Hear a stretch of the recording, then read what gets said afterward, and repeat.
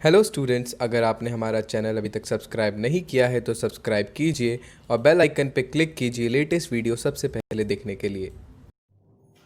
Okay student, हमने partnership के 5 to 6 chapter complete कर लिए from fundamental to death of a partner. Now we are ending chapter of partnership, that is dissolution of partnership firm.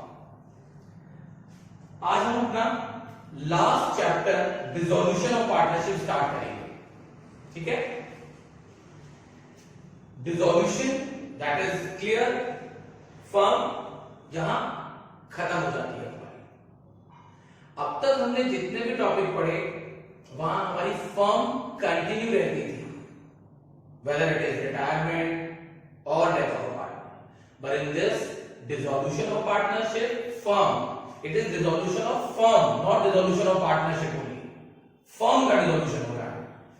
ठीक है, so dissolution of a firm means business of the firm is discontinued, that is closed, and the firm is moved up, that is dissolved. As a result, the economic relationship among the partners and partners के बीच में जो economic relation थे वो तो definitely and हो जाएंगे, क्योंकि firm ही खत्म हो गई।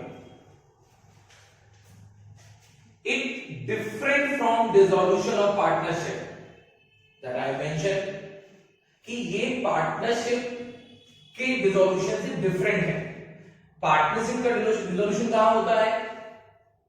जब रिटायरमेंट होता है, जब डेथ ऑफ अ पार्टनर होता है, तब पार्टनरशिप डिसॉल्व होती है। फर्म डिसॉल्व नहीं होती है, फर्म कंटिन्यू रहती है विद द रिमेनिंग पार्टनर। पर इन दिस फर्म डिसॉल्व हो जाती है। So it is written, you see, it is different from dissolution of partnership, which means change in relationship among the partners, but the firm continue. That means dissolution of partnership में firm खत्म dissolve नहीं होती है, वो continue रहती है, yes, but हम पढ़ रहे हैं dissolution of partnership firm आज। According to section 39 of the Indian Partnership Act 1932, we all know partnership governed by the Act, Indian Partnership Act 1932। इस ईयर को भी आप याद रखिएगा, कभी कभी यही एक मार्क्स में पूछ लिया जाता है। ठीक है, क्योंकि कंपनी का हमारा अलग ईयर है, एक्ट है। तो इंडियन पार्टनरशिप एक्ट 1932 की सेक्शन 39 के according dissolution of the firm means dissolution of partnership among all the partners in firm. Next, in such an event all assets of the firm realized, that is sold। भाई अगर हमारा firm खत्म हो रहा है तो हम क्या करेंगे? अपनी सारी एसेट्स को सेल आउट कर देंगे, जिससे हमारे पास कैश आ सके, जिससे हम अपनी आउटसाइड लायबिलिटीज का पेमेंट कर सकें first. So see it is written, in such an event all assets of the firm realized, that is sold, and liabilities are paid। Which liabilities? And outside liabilities.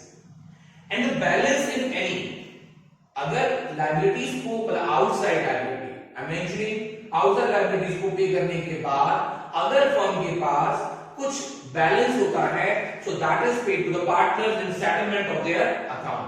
तब partners के capital account settle किए जाते हैं। But if there is shortfall, but अगर balance बचा ही नहीं, उल्टा कम पड़ गया आउटसाइड लायबिलिटीज को देने के लिए, असेट्स हमारी इतनी नहीं हो पाई सेल, जैसा कि यूजुअली रियलाइजेशन इसमें डिसॉल्यूशन ऑफ फर्म में होता है कि असेट्स नहीं मिल पाती हैं हमारी उतने रुपए में, ये तभी डिसॉल्यूशन का एक काइंड ऑफ नेचर है। So if there is shortfall that is meeting outside liability, it is met by the partners from their private assets. तब एसेट की पार्टनर्स की प्राइवेट एसेट्स को बेचकर पैसा उठाया जाता है। ठीक है, बिकॉज सभी पार्टनर्स की जो लायबिलिटी होती है वो अनलिमिटेड होती है। सो हम बात कर रहे थे बच्चों डिसॉल्यूशन ऑफ पार्टनरशिप फर्म की। So here there are some modes of dissolution of a firm. यहां कुछ मोड्स बताए गए हैं जहां हमारी पार्टनरशिप फर्म डिसॉल्व हो जाती है। First, by mutual agreement. अगर सभी पार्टनर फर्म को डिसॉल्व करने के लिए म्यूचुअली अग्री हैं तो हमारी फर्म डिसॉल्व हो जाती है, the first case. Second, compulsory dissolution. There are two conditions in which partnership firm compulsorily dissolve. That are when all the partners or all the partners except one become insolvent. अगर हमारी partnership firm के सभी partner या एक को छोड़कर बाकी सभी पार्टनर इंसॉल्वेंट हो जाते हैं, so this is the condition of compulsory dissolution. Second, when business of the firm become unlawful. आप जो बिजनेस कर रहे हैं अगर हमारे कॉन्स्टिट्यूशन के अकॉर्डिंग वो अनलॉफुल हो जाता है, इलीगल हो जाता है, वहां भी हमारी फर्म कंपल्सरी डिसॉल्व हो जाती है। Now the third point, by notice. अगर हमारी फर्म एट विल है, C student, there is the type of partnership at will. So अगर हमारी पार्टनरशिप एट विल है, then the firm may be dissolved by any partner giving notice in writing to all the partners of his intention. सबसे पहले हमें ये बात याद रखनी पड़ेगी कि यहां हमारी पार्टनरशिप कैसी है, एट विल। तो हमें फॉर्मेशन के समय ही हमने अपनी पार्टनरशिप का टाइप एट विल बना रखा है, तो कोई भी पार्टनर फर्म के डिसॉल्व होने का नोटिस रिटन में सभी पार्टनर को दे सकता है। This is also one of the condition of dissolution of a firm. And last, on happening of an event, in event के हैपन होने पर भी हमारी फर्म डिसॉल्व हो जाती है। First, on expiry of the term for which the firm was constituted, उस term के पूरा होने पर, एक्सपायर होने पर जिसके लिए हमारी फर्म बनी थी। On completion of the venture, अगर हम किसी पर्टिकुलर काम के लिए पार्टनर बनते हैं, किसी वेंचर के लिए पार्टनर बनते हैं, तो उस काम के पूरा होने पर हमारी फर्म ऑटोमेटिकली क्या हो जाती है, डिसॉल्व हो जाती है। Next, on death of a partner, and next on addiction of a partner as insolvent. अगर according to law, according to code कोई लीगल डिसीजन आ गया जिसमें हमारे पार्टनर क्या हो गए, इंसॉल्वेंट हो गए, तो हमारी फर्म डिसॉल्व हो जाएगी। ठीक है, there one more point left. Now the last mode, that is dissolution by court. When court का इसमें इन्वॉल्वमेंट हो जाता है पार्टनरशिप फर्म में डिसॉल्यूशन के लिए। कोर्ट में pass order for dissolution of the firm when first, a partner become a person of unsound mind, पागल हो जाना। a partner become permanently incapable of performing his duties as a partner, अगर कोई partner लगातार incapable हो जाता है अपने पार्टनरशिप की ड्यूटीज को परफॉर्म करने में। सी, हम लोग जब फॉर्मेशन ऑफ पार्टनरशिप करते हैं उस समय हम पार्टनर्स की ड्यूटीज डिस्क्राइब कर देते हैं। सो अब अगर कोई पार्टनर कंटिन्यूअसली अपनी ड्यूटीज को परफॉर्म करने में इनकैपेबल हो जाएगा, देन कोर्ट ऐसे पार्टनरशिप को डिसॉल्यूशन के लिए ऑर्डर दे सकता है।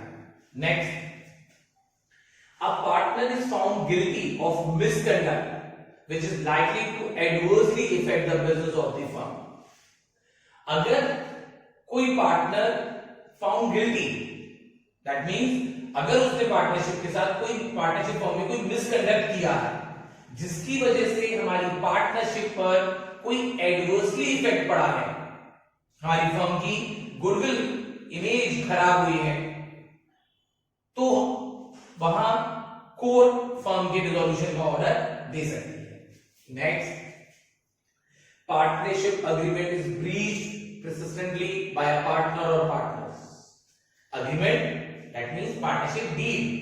पार्टनरशिप डीड में लिखा हुआ वो सारा जो क्लॉजेस हैं, ब्रीच का मतलब होता है तोड़ना। ठीक है, तो अगर कोई पार्टनर या पार्टनर्स परसिस्टेंटली ब्रीच करते हैं उस एग्रीमेंट के क्लॉजेस को जानबूझकर बार बार, तब भी हमारी कोर्ट इन्वॉल्व हो जाती है डिसॉल्यूशन ऑफ पार्टनरशिप के लिए। Last, second last, courts find dissolution of the firm justified. अगर कोर्ट को लगता है कि ऐसी फर्म का डिसोल्यूशन जस्टिफाई है, अगर कोर्ट को ये लग रहा है कि फर्म का डिसोल्यूशन जस्टिफाई है, न्यायिक है, तो वो ऐसी फर्म को डिसोल्यूशन का ऑर्डर दे सकती है। Last, the business of the firm can not be carried on accept at a loss, और बिजनेस को प्रॉफिट में चलाना अब मुश्किल है, मतलब फर्म लगातार लॉस में चल रही है, अब उसे प्रॉफिट में चलाना बहुत मुश्किल है, तो ऐसी फर्म को डिसॉल्व करने का ऑर्डर कोर्ट दे सकती है। ठीक है, तो आज हमने इस वीडियो में हमने पढ़ा कि पार्टनरशिप फर्म के डिसॉल्यूशन का मीनिंग, उसकी में क्या क्या प्रोसेस करते हैं, उसके बाद कौन कौन से उसके मोड्स हैं, 5 मोड्स करे हमने। अब नेक्स्ट वीडियो में हम और थ्योरी पार्ट करेंगे।